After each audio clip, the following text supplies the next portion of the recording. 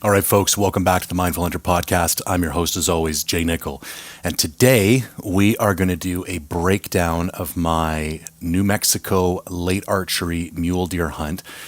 We will go over gear, what worked, what didn't, hunt tactics, what worked, what didn't, and then we're going to do a Q&A at the end that I posted on Instagram, which actually has some more generic questions about how to go hunting in the States, but I figure this is as good a opportunity to answer those as any other. And I think where I'll start is at the very beginning, which would be last year. So this is a tag that I drew, and I think this is particularly appropriate to talk about because it's application season right now. And I will try to put together a podcast on kind of my application strategy for all the Western states and British Columbia and all the rest of it. I had a really big takeaway from this hunt in regards to applying for draws. Typically how things work is the more difficult a tag to draw is, the better the unit is. Now, that's not always the case, but there's a pretty strong correlation. And I think this hunt in particular, I got a little bit confused. Now, if you go look at the draw odds for this unit, they're 8%. And that's kind of middle of the road for New Mexico. So New Mexico does not have a bonus or preference point system. Everyone goes into the draw. It's a pure lottery. So everyone has equal odds. There's 3 different groups. You can apply in 3 different groups. You can either be a resident, a non-resident, or you go into the non-resident guided pool. And if you go into the non-resident guided pool, you have significantly better odds than going in on your own. And one little tactic you might want to keep in mind is there's a lot of outfits that will offer you like an extremely reduced outfitting package just to apply with them. So instead of doing like a full 7-day outfitted hunt for $8,000, you could do like a 2-day scouting package for $2,500. And basically it's just their way to make money off of letting you use their outfitting license to apply for the tag. But you would, if you did that, you would go down there, you meet up with them, and probably hang out with somebody for 2 days, hunt a little bit. They would show you the whole unit, give you some hot spots, and then kind of leave you on your own. I think the regulations are the guide has to spend at least 2 days with you over the course of your entire hunt. So he doesn't have to be with you the entire time. So if you really want to go to New Mexico and you don't mind dropping a couple extra bucks, it's a good tactic. Now, last year I applied for aoudad and deer. And to be honest, I was more interested in the aoudad than the deer. Like I spent more time researching what unit I wanted to hunt aoudad in. And it's a simpler thing to research because there's not that many units in New Mexico that have aoudad hunting. And I looked at the deer units and I thought I'd asked my buddy down there if it was a good unit, and it had 8% draw odds, which would indicate that it's a fairly decent unit. And so when I drew it, I was extremely excited. Like I thought I'd got, a tag equivalent to the elk tag I got in 2019. However, I went back and looked, and the odds of drawing that tag were 2.6%. Now, the difference in difficulty between drawing a tag that is 8% draw odds and drawing a tag that is 2.6% draw odds is very significant, like an order of magnitude greater difficulty. I know it only sounds like a 6%, difference, and it wouldn't be that much, but the way statistics work, it is a significantly harder to draw tag. So I think I was overestimating or underestimating how premium that 8% really was. Listen, long story short, the unit is not good at all for deer. And I'll get into that whole story, but I just wanted, because we're talking about application season, this was an application tag. The tag is only $350. But do not think that just because a tag looks hard to draw, it is a premium unit. The other thing was I fell victim to confirmation bias on this one. I'm having a hard time remembering exactly what happened, but I think a buddy in New Mexico mentioned to me it was a good deer unit that was kind of under the radar. So when I did my research, I realized now I didn't pay enough attention to the conflicting evidence that I was finding, because I went back and read, after I'd been there for a week, I'm like, how did I end up here, man? Because I thought this was a premium unit. I went back and read, all the subscription services that I apply to and their unit descriptions and all that kind of stuff. And they were pretty clear that it was an oversubscribed unit. There was a ton of rifle tags for several seasons throughout the year, and that it used to be a really good tag, but it wasn't a good tag anymore. And I thought to myself, I really have no one to blame here but me. I mean, the evidence was there. I just didn't take the time to listen to it or to digest it, because I only wanted to see the information that agreed with my pre-existing opinion, which is the very definition of confirmation bias. So I actually just finished my New Mexico application this morning for next year. I applied for Aoudad again, and I applied for deer. And this time I shot the moon, because it's logistically challenging to get all the way to New Mexico. It's not somewhere you really want to drive from BC. It's about a 36-hour drive, even including just a couple of power naps. And that's really equivalent to 4 days travel, 2 days on either end of your hunt. So it's a grind. Now, I flew down and rented a vehicle, and that's, a great option, but logistically it's very challenging. So if you're going to go all the way to New Mexico, you want it to be worthwhile. When I went down in 2019, that to this day is the best elk hunt I've ever had in my life. I would drive down every year if I knew I was going to get a unit like that. So going into this year's draw, I said to myself, I really only want to pull a deer tag if it is an unbelievable deer tag. So I really shot the moon on my deer tag this year and did the same thing with the Aoudad. So highly doubt I will draw. One of the drawbacks of New Mexico is that you have to pay in advance. And then if you don't draw, you get a refund. So you need to be comfortable with, what was it, $360 for an Aoudad, $350 for a deer, another, $65 for your hunting license, and $15 for an application fee. It's about $800 US. That's about, 1,100 Canadian. And you got to be okay with that sitting on your credit card for 4 months until they draw, and you either, they keep the money and you get the tag, or they give the money back because you didn't draw. So that's where I'm at with New Mexico for this year. Now, just to open the story, so draw tag, $350. A lot of people wanted to know what this hunt cost. I'll do a full cost breakdown at the end of the podcast, but this was a very,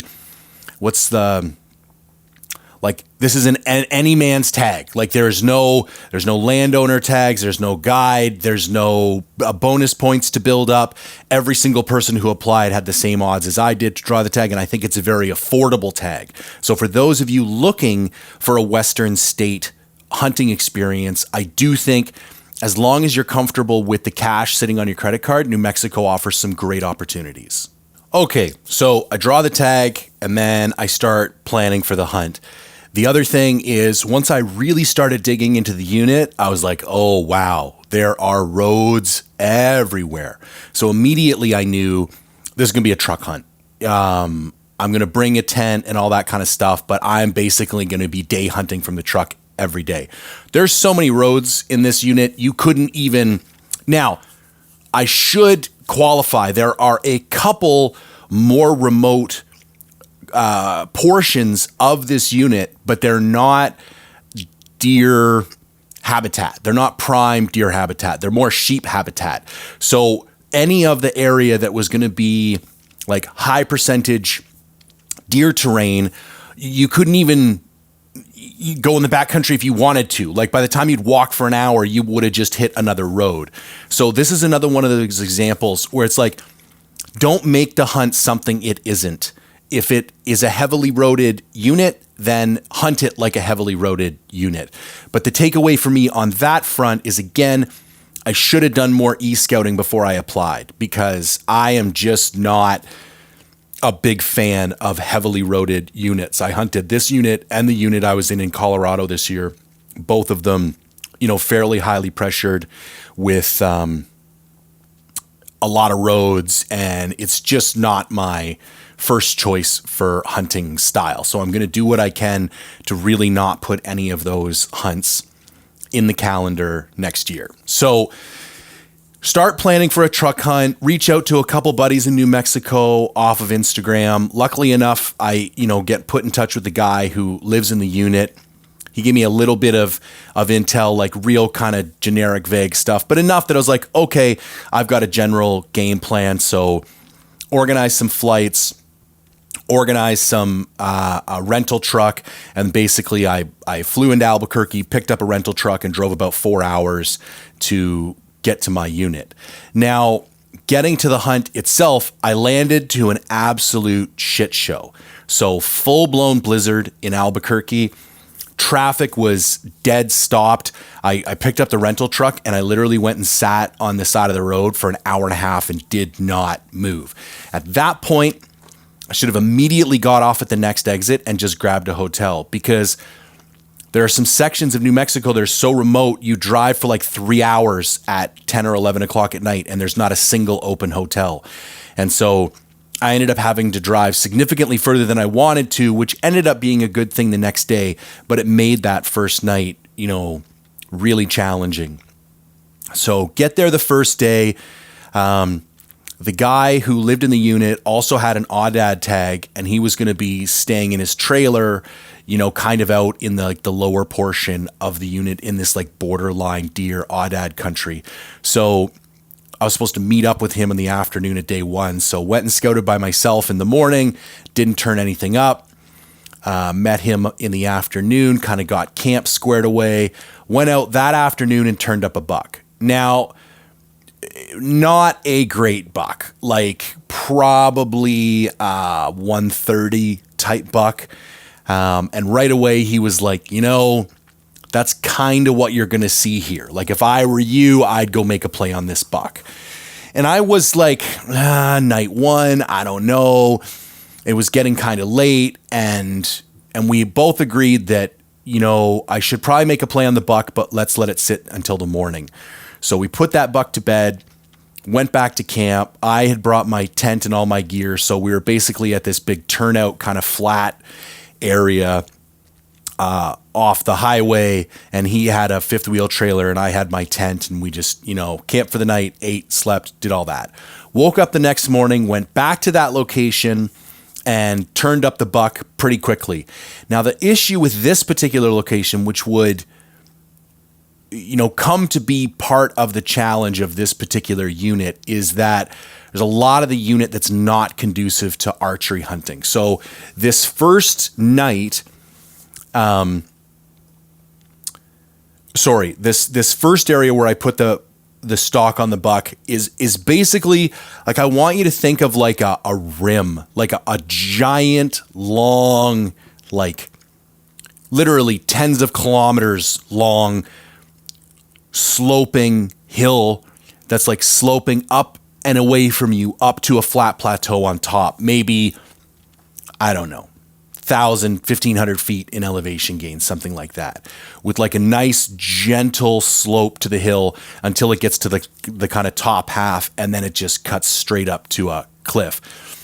The issue being, any animal that is up on that hill has this dominating view of the landscape below. So anything you do down there, they're watching you. Like, there's no cuts to cut up, there's no washes. There's a couple places on that hill where if he bedded in just the right spot, it would be a little more conducive to a play.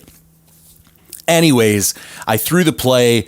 I got to within, 250 yards. I feel like the deer were watching me the entire time, and it really just, as soon as I got close enough that it made them uncomfortable, they basically just got up and walked away. But they didn't really like blow out hard, so we decided to leave those deer and continue on. And so I'm trying to remember, the exact order of events, but that it was a long hunt. It was 10 full days of hunting with one travel day on either side. So 12 days of hunt. So anyways, at that point, that was Saturday, and we did that in the morning. And then Hayden, remember, he had an aoudad tag. So we decided to go hunt aoudad for Saturday afternoon. So we were able to find some aoudad. He went in to make a stalk and actually blew out a couple of deer on the way, which was unfortunate because he had a great shot opportunity on a 3x3. Again, not a very special deer, like maybe 130-ish, 135-ish type deer. And had a shot opportunity, but ended up blowing that deer and a doe out, and they blew out the aoudad that he was chasing. The other thing that I should mention for people who aren't familiar with mule deer, in particularly southern extents of their range, this was peak rut. Well, it was supposed to be peak rut. I feel like the rut really didn't start kicking off until the tail end of the hunt. But the idea is the late archery tag in New Mexico for mule deer is the more coveted season to be archery hunting. Although the more I do deer hunting, the more I'm actually coming to the conclusion that the rut is an ideal time to hunt mule deer with a rifle, but I'm not convinced that the rut is an ideal time to hunt mule deer with a bow. Because the issue is they are extremely mobile and extremely unpredictable. Like, you can see them because they're up and moving around, but getting them to do something that provides a good stalking opportunity is a completely different scenario.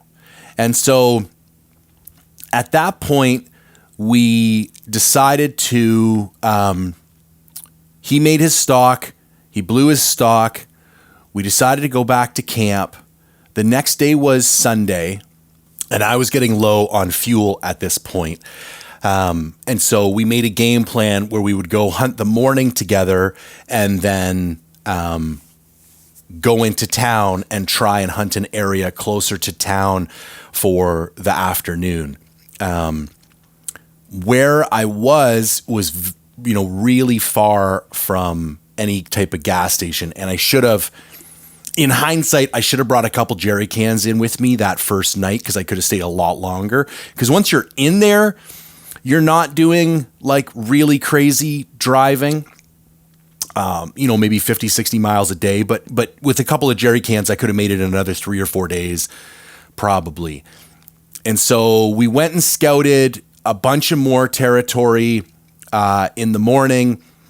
And the real story of this hunt was that you could turn up some does, but because the rut wasn't really kicked off, it wasn't necessarily a sign that you should stick with those does and a buck was going to turn up. Like, there was a ton of does with no bucks.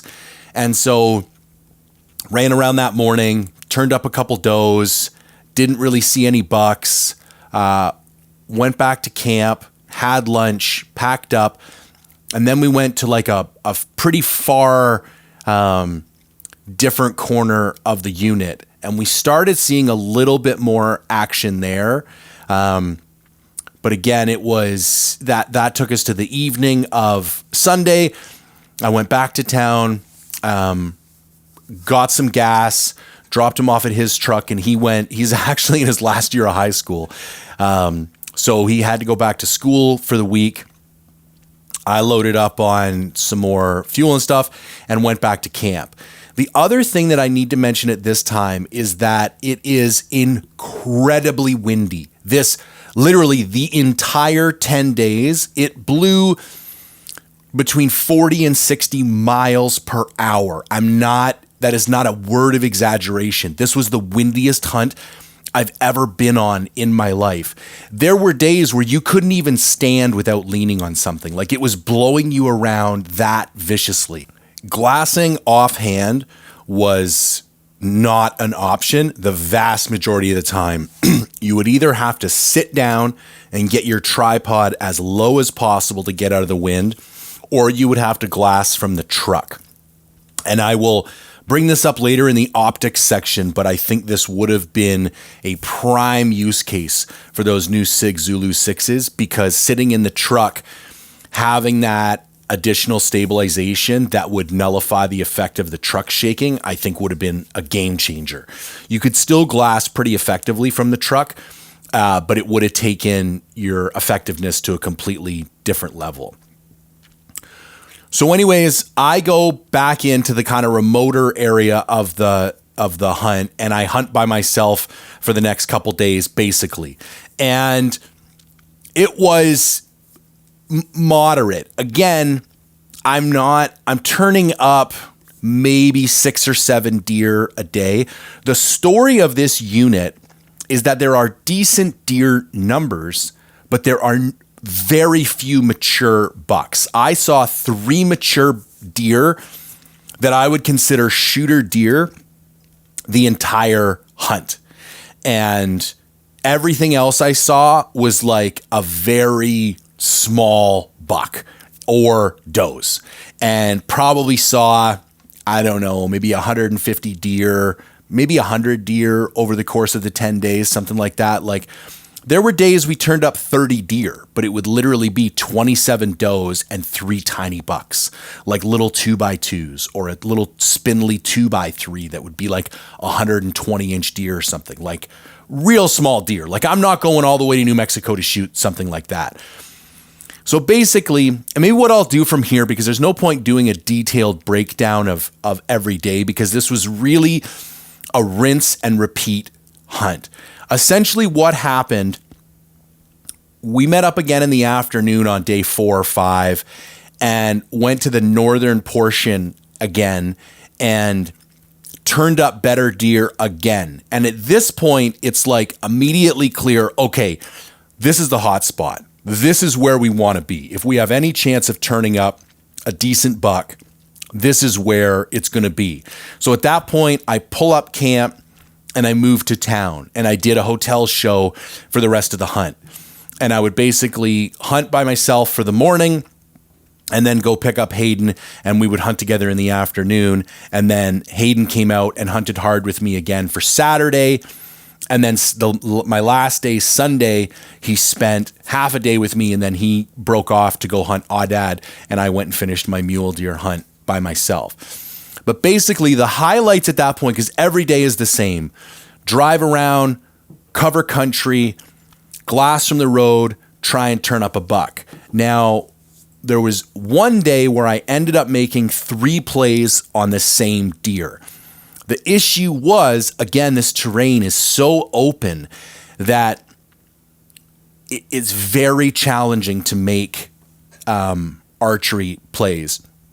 And basically, what happened all 3 times, the first 2 times with this buck, I was basically making a stalk from maybe 1,300 yards away. And at some point during the hunt, either myself or Hayden or both of us would have to lose sight of the buck. And both times, by the time I got all the way over to where I was going, the deer were gone. And that's what I mean about the challenges of archery hunting mule deer in the rut. Because, you know, your classic mule deer archery hunting strategy is glass them, put them to bed, make a play. As long as the sun doesn't kick them out of their bed or something else doesn't kick them out of their bed, you should have an hour to 2 hours to get over there and make a play with a reasonable expectation that that buck is going to be in the same location. Well, the problem with hunting them in the rut is like you just get none of that. They sit down, they hop up, they run left, they run right. You try and predict which way they're going to go so you can make an ambush play, and then halfway there they turn around and go the other direction. Like, it's just very low predictability. So make those 2 plays on that same buck.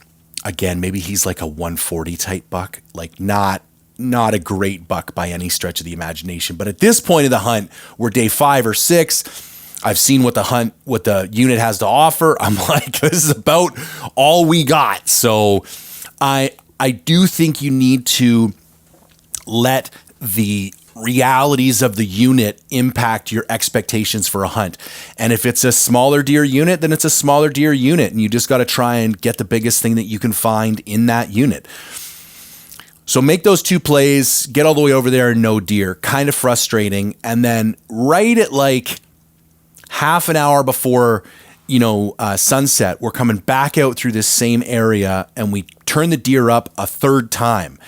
And it's like a Hail Mary play. Like I'm literally grabbing my bow and sprinting across this open field. I'm maybe 700-800 yards from the deer.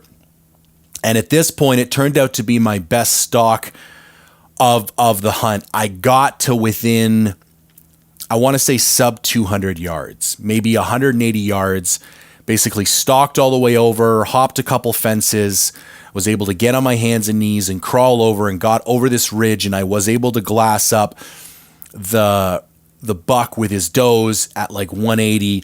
And then I dogged them for maybe 200-300 yards as they were moving through these canyons. And then they went up and over a ridge.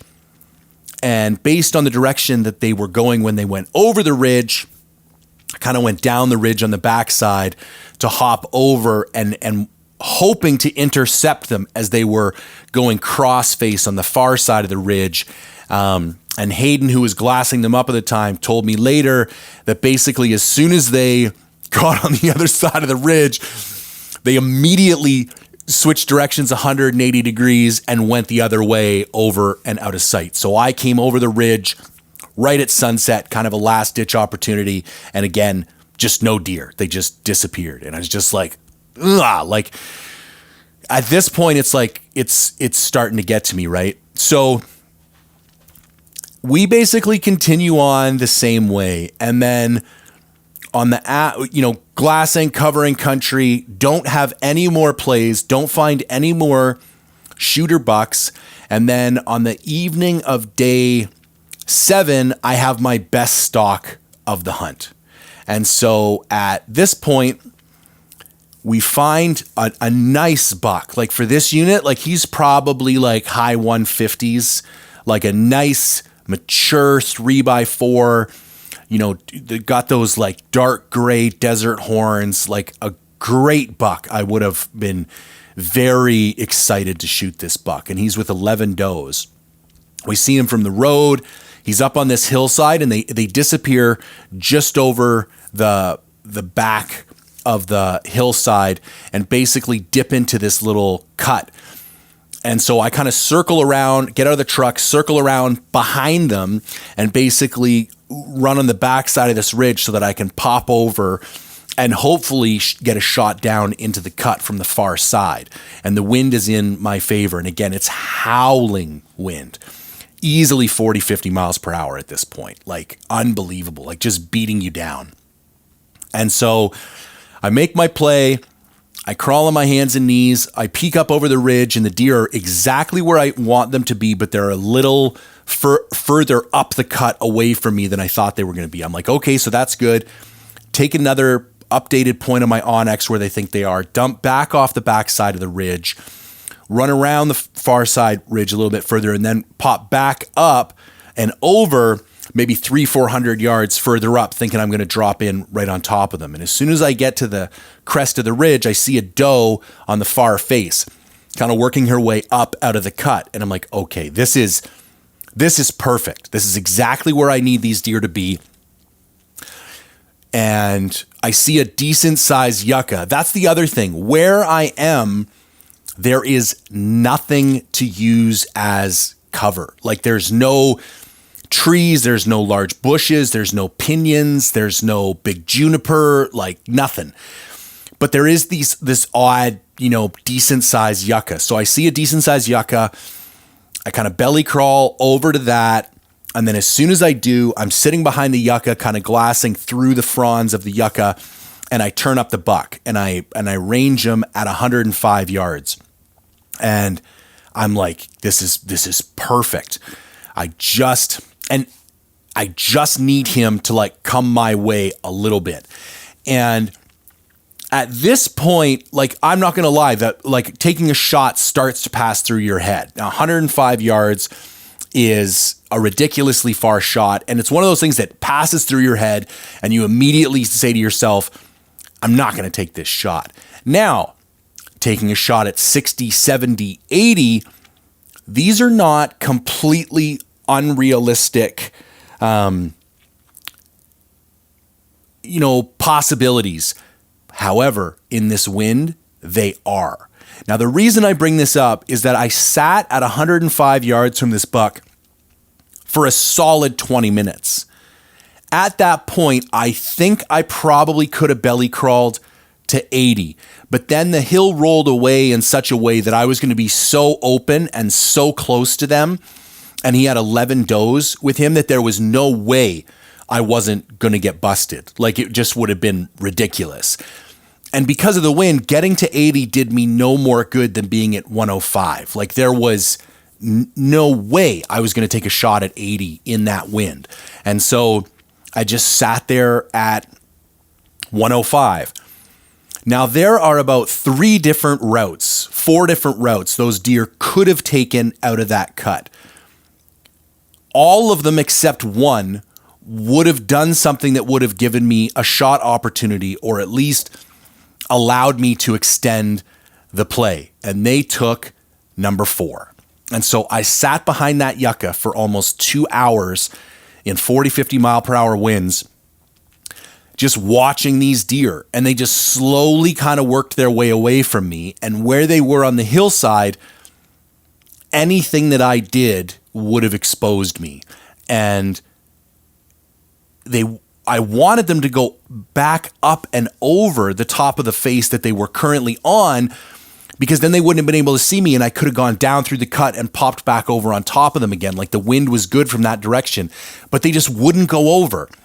They wouldn't go down into the cut. They wouldn't go over. They wouldn't come out the back. All they did is kept working this face, kind of mid-face, right away from me, and very slowly. And so, yeah, sat there, got dark, couldn't make a play, finally decided to get up and try and force something with about 10 or 15 minutes of daylight left. And they immediately picked me up. They were maybe at like 220 at that point. And I was far enough away, and I was kind of disguised enough that they didn't blow out hard. They just kind of ambled off.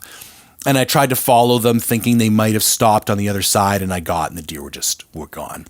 And the reason I want to spend some time on this opportunity is that it was the best opportunity of the entire hunt.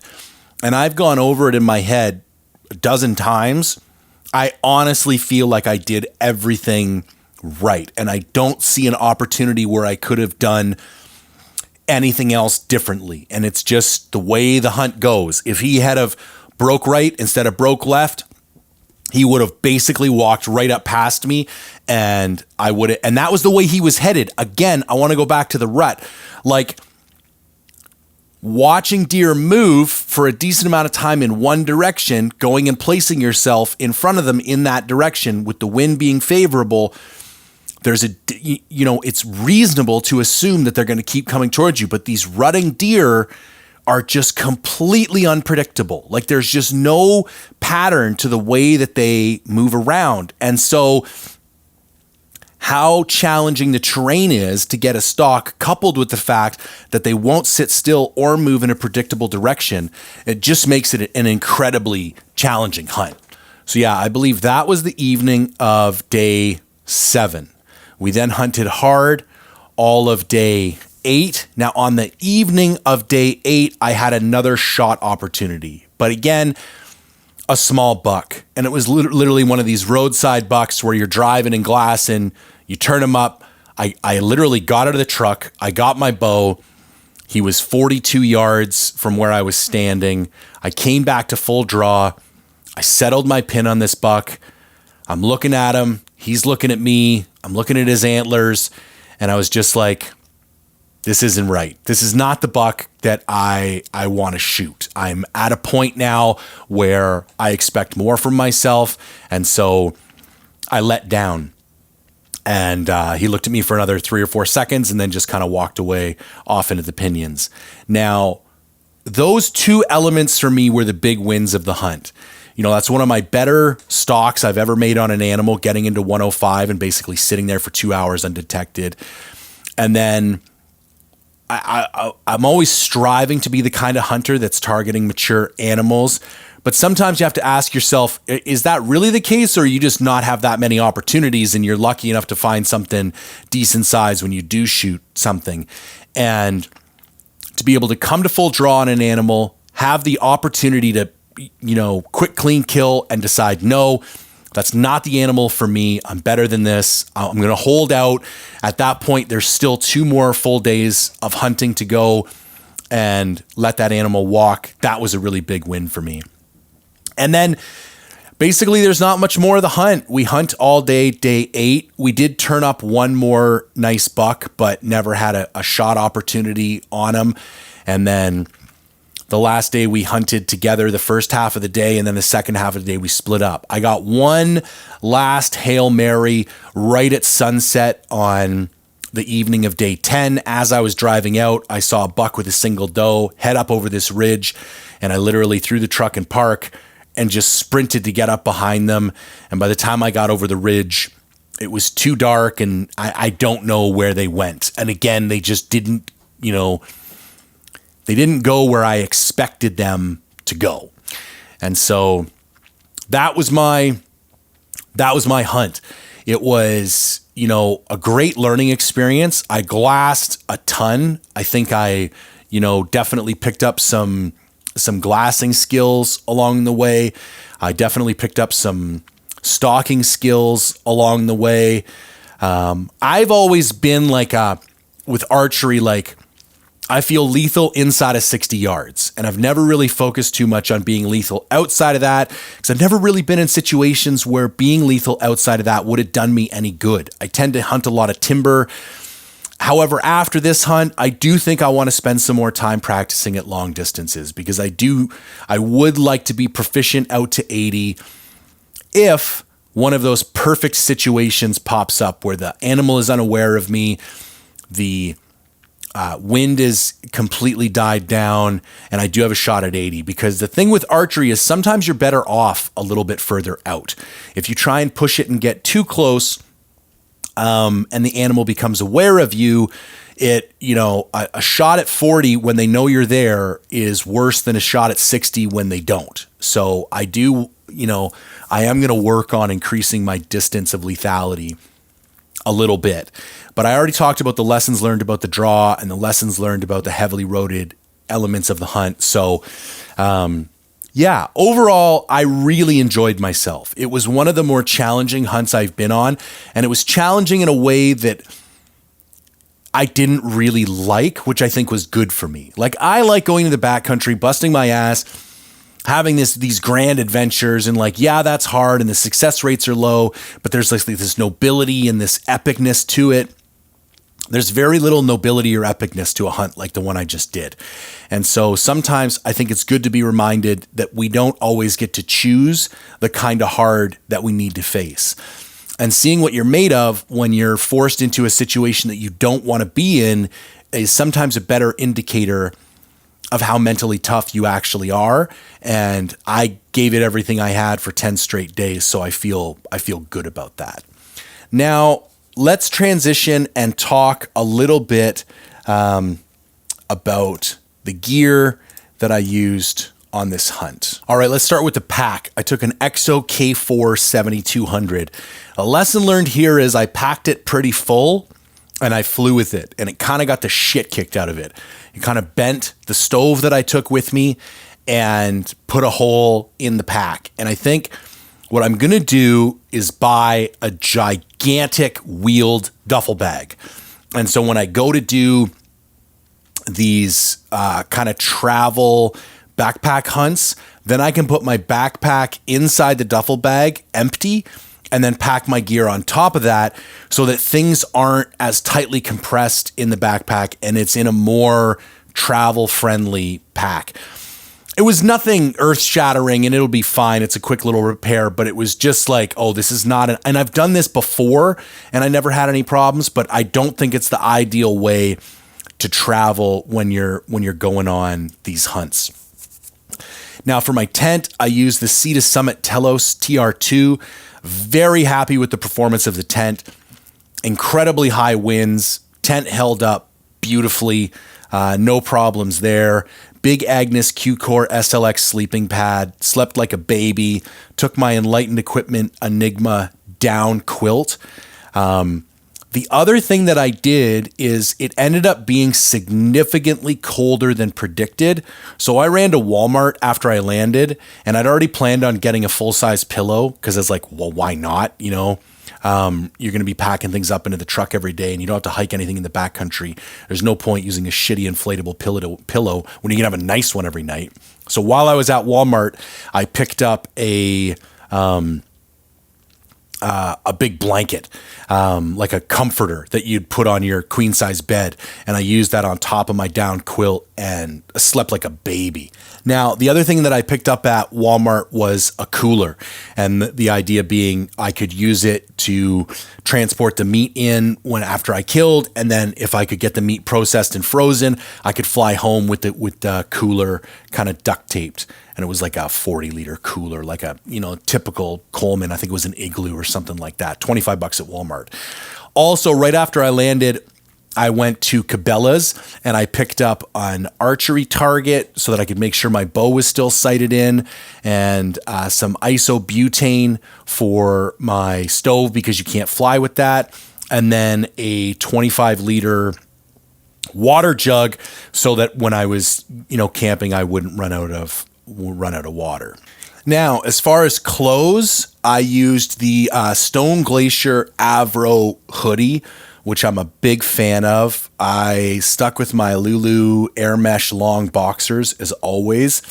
Sitka Ascent pants, which are my favorite hunting pants by a big margin.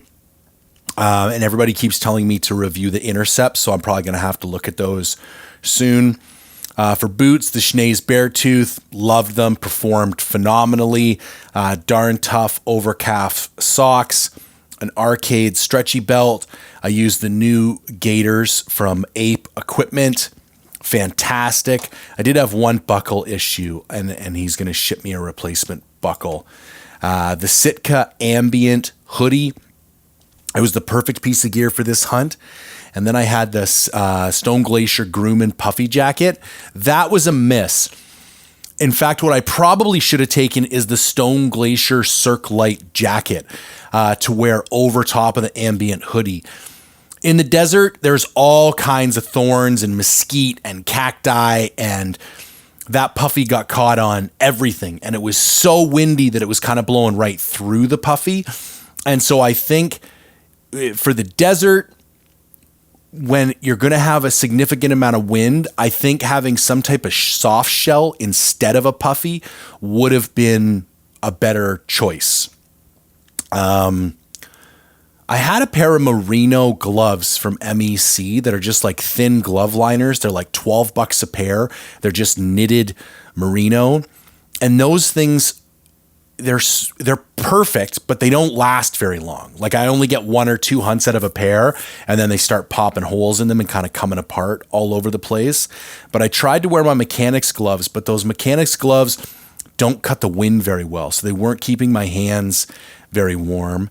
And for headwear, I did a combination of the Sitka Jetstream beanie and the Sitka ball cap. And that Jetstream beanie was really the winner of the hunt because it would Jetstream products from Sitka have windstopper in them, and that really shone on a hunt like this that was so windy. For glass, I took my Zeiss Harpy in 95, which performed remarkably well. It really is a very great spotting scope for viewing. There's a couple of things I don't like about it. But overall, you can't complain. Like the 95 is just a phenomenal viewing experience. I took the Revic 10x42 range-finding binos, and I have a review on those coming out. But if I was just to give you... Okay, for starters, bringing range-finding binos on an archery hunt, I do not recommend anyone do that. They're incredibly heavy. They're very bulky. Makes it very difficult for one-handed glassing. And I'm not a big fan of these Revics. I don't want to dig into it too much until I have a chance to put them head to head with some other optics, because reviewing things in isolation is always dangerous. But the glass is not very good. I'm going to be honest. It's not bright. Pulling focus is challenging. Like the Zeiss SFLs I used on the Colorado hunt before this blow the Revics out of the water. Like I will take those SFLs every single day of the week. They're brighter, they're cleaner, they're crisper, better resolution, better edge-to-edge clarity, less chromatic aberration. The focus is miles better. For just pure optical performance, the Revic are going to get a pretty low score from me. I was not impressed at all. And I haven't looked through that Revic spotting scope, but I would urge people to proceed with caution. It just went on sale the other day at a local store here from like $3,500 to $1,700. And it actually wouldn't surprise me that kind of poor sales performance is why those are going on such steep sale, because the glass in that line is not good. Bino harness, used my Alaskan Guide Creations, rangefinder, Leupold RX 1200 TBR. I brought 2 tripods. I brought the Asiac tripod for my camera, and then I brought the Slick 734. I will do a review on the Slick 734 next week.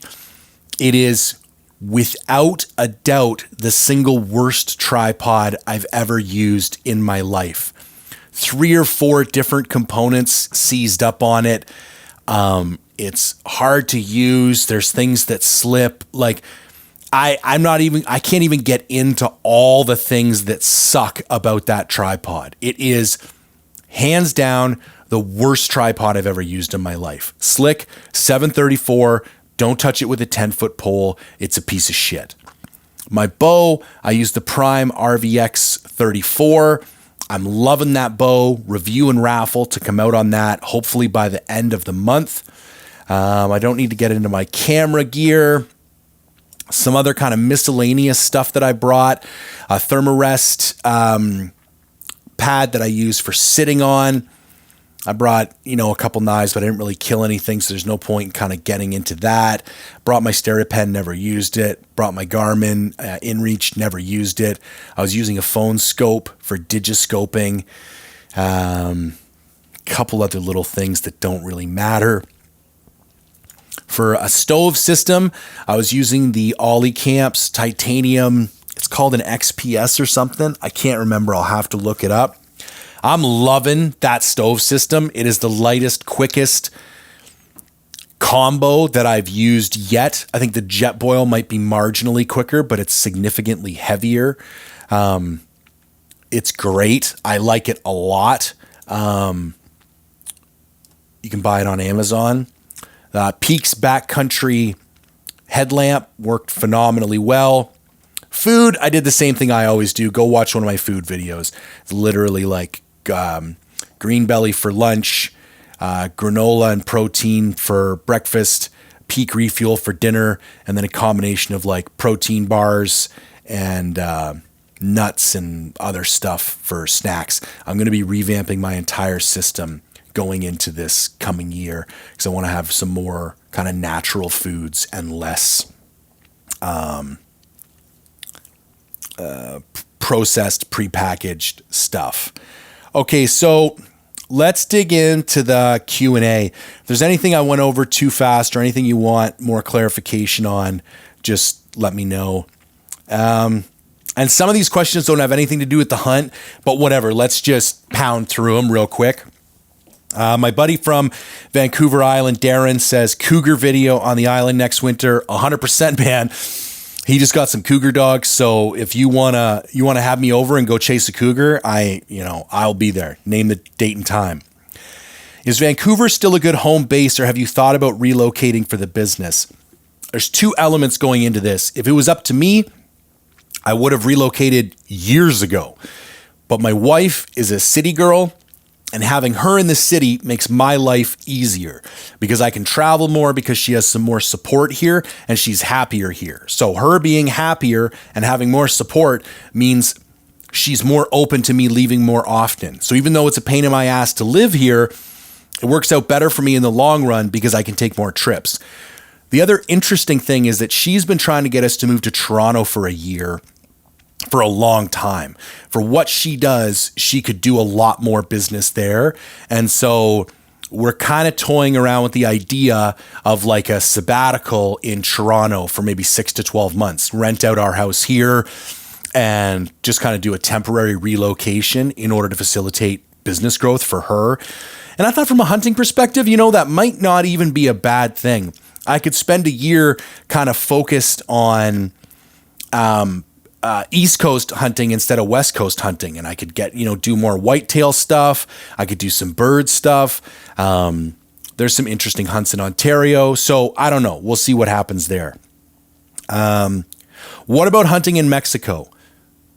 Definitely considering it. I almost booked a Coos hunt with Jay Scott this year on one of those DIY ranches. I was trying to do this kind of group thing and it kind of fell through. And I am interested about mule deer in Sonora. So someday, I would not be surprised if I end up in Mexico.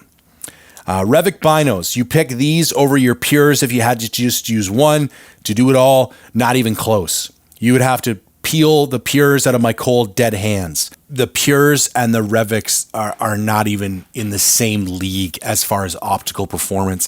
And I think it's handy. I'll get into this more in the range finding portion, like the actual range finding binocular review that I'm going to do. Unless you are a guide who works with rifle hunters regularly, or you are like a hardcore rifle hunter that, because here's the thing, I think even for the hardcore rifle hunter, if you're using your range finding binoculars as your primary glassing tool, I wouldn't recommend the Revics because the optical performance is just not good. But if you're somebody who like glassing is not a big part of what you do, or you're using a spotting scope or a different pair of binos like 15s for the majority of your glassing, and the Revics are just part of your system, I think they could serve a role. What would you have done differently knowing what you know now about the hunt? Easy. I would not have applied for this unit. That was a mistake. I didn't do my research correctly, and it would have solved all the problems had I just not gone. What was the cost of the trip? Okay, let's break this down. Tag was $350. Flight and truck for the week was $1,500. So let's round that up and say that's $1,900. Probably spent $400 on fuel. So that's $2,300. Probably spent another $400 on food. So that's $2,700. Probably spent $400 on hotels. So that's $3,100. And then some supplies, some extra stuff. Let's even just round it up and say it was another $400. So probably $3,500 all in. Travel, food, expenses, accommodation, tag, all of it. $3,500, 12 days going from BC to New Mexico. And I think, so probably could have saved about $500 if I took my own vehicle. I wouldn't have had the flight and the vehicle rental expense, but I would have had more gas expense. So yeah, and that's about the best you're going to do. Like anytime you start traveling, 20 hours from your house or taking flights or, the food and the gas and the accommodations bumped it up a little bit. Would have saved money if I could have spent more time in a tent. But it's pretty nice to, eat out every night and sleep in a hotel, especially when you're getting your ass kicked. So that's the cost of the trip. What was the plan to get the meat back if successful? I would get the meat back to town, have it processed and frozen, put it into cooler, duct tape it, put it on as an extra checked bag, and then you can bring meat back and forth across the border, no problem. I was listening to a podcast the other day, and somebody said when they were trying to bring meat from Canada down into the States, they were asked for a CITES permit. And that really surprised me because maybe that's an American thing, but there is no regulation or law whatsoever that prohibits you from bringing game meat from the United States back into Canada. You literally, they get there's a little bit of gray area around like skulls and brain matter and spinal cord tissue, largely because of CWD and other things. So I always leave my mounts down there and get them Euroed and then go pick them up once they're processed. And I usually try and debone the meat to bring it home, but I've not deboned it a couple times and it wasn't an issue at all. Somebody says, if I ever find myself on Vancouver Island, let's go fishing. I do like fishing. And so, yeah, let's make that happen. Will I ever do a bow sight review? Yes, I absolutely will. Any desire to ever live in the States? I would love to live in the States, and much like we've talked about the Toronto opportunity, me and my wife have talked about doing 6 to 12 months down in the States as well. Arizona seems to be the leading location right now. She loves the kind of Phoenix, Scottsdale region for a bunch of reasons, and I do too, so maybe could see that happen in the near future. How to bring a rifle and meat trophies across the border. Well, I already talked about the meat and the trophies. For a rifle, if you're a Canadian, you need a 6NIA, which is a permit for a non-resident alien to bring a rifle into the United States. As a Canadian citizen, we're pretty lucky. It used to be that you had to have a tag or you had to have a competition, you had to have a reason, and then the permit would be tied to that reason, and you'd only be allowed to take it down there for that specific thing that would be on your permit. That's not the case anymore. As a Canadian resident, if you fill out one of these 6NIAs and you email it into the ATF, they will get back to you, usually 2 to 3 weeks, and they give you a permit for a year. And as long as it's that firearm with that ammunition, you can go back and forth with that rifle as often as you want for a year. So super easy. Curious on the traveling and applying for US-based hunts. So I'm going to go over this real lightly, and maybe I'll do a deeper podcast on it in the future. Most Western states, all states, have resident and non-resident tags. If you're applying for the non-resident tag, they don't care where you live. You could live in California. You could live in Canada. You could live in Syria. You could live in Australia. Does not matter. You are applying for the tags that are in the non-resident pool. So you literally, just this morning, I applied for tags in Wyoming, Arizona, and New Mexico. You literally, for next year, obviously, you literally go onto the Game and Fish website, you create a sportsman's ID, and you just apply for the tags. It takes 5 minutes. If anybody is interested in doing this, I strongly recommend signing up for Go Hunt. Only because, wading through the different seasons and regulations and actually applying for the tag is easy. Deciding what tag to apply for is mind-numbingly difficult. It's way different than it is in Canada.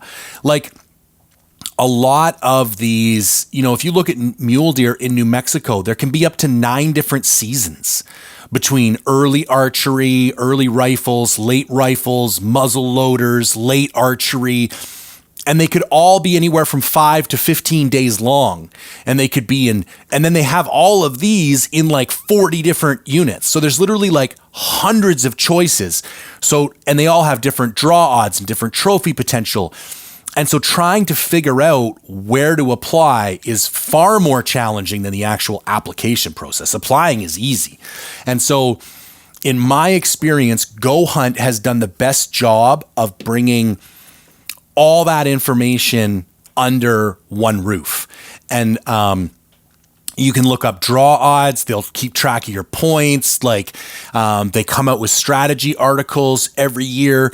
You got to take all of it with a grain of salt because everybody's looking at the same information. But as a general starting point for some like generic statewide information about where the trophy units are and that kind of stuff, like it is the best resource I've found on the internet. But it's not that hard. It just takes a little bit of work. I would love to hear your experience traveling with gear. I will assume that he means hunting gear. And as I mentioned in the kind of gear portion, I'm working on a better system for that. Best way to support the channel, go join Mindful Reviews. It can cost as little as $5 a month. It is the best way to support what I do. So if you want to see more hunt films, you want to see more gear reviews, you want to see more non-sponsored, unbiased content, go join Mindful Reviews. I'm launching another company on February 12th called Forged in the Backcountry, and I will talk more about that on the 12th of February. Let's talk Revic binos. Good, bad, ugly. Don't be a pussy. Hold no punches. Yeah. Not impressed. Would not buy them currently. So more to come on that. Sneak Tech, quietest stalking overshoe. Yes, I don't have a ton of opinion with or a ton of experience with other options. The Sneak Tech is basically this Berber fleece slipper that has like elastic bands on it, like webbing that goes over your boot so that when you're stalking, you can put this thing on and it really muffles. Stalking in the desert is challenging because there's this like broken lava rock everywhere and everything is crunchy and crinkly and dry. And so when you put these Berber fleece overshoes on, it kind of muffles the sound of you walking. And in my opinion, it's better than socks.